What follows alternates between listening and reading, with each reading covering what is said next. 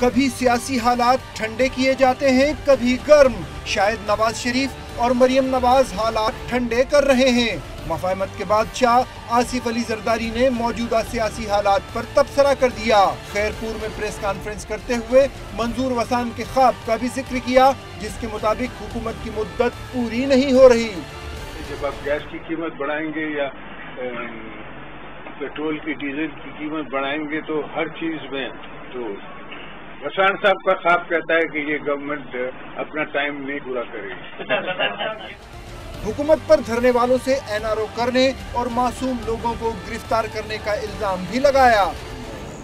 مولوی صاحبان نے جو زبان استعمال کی ہے اور جو آپ کے پاس فیس کلپس پہ ہیں، آپ کے پاس نیٹ پہ ہیں، ان کے ساتھ اب NRO ہی تو ہے کہ غریبوں کو پکڑیں گے، جن کو جو کہ ٹی وی میں نظر آئیں گے 1200 آدمی، اور جن نے جو باتیں کی، جن نے وہ الزام لگائے، ان کے ساتھ تو NRO ہو گیا نا۔ حکومت کے IMF کے پاس جانے کے فیصلے کو کڑی تنقید کا نشانہ بنایا۔ یہ کوئی IMF کے پاس جانا چاہیے، میری سوچ اپنی ہے، اپنی کیپٹل مارکیٹس کو اتنا آپ مضبوط کریں کہ آپ کو کہیں جانے کی ضرورت ہی نہ پڑے، جو کہ ہو سکتی ہے، لیکن نہیں ہے کہ امپاسبلٹی ہے۔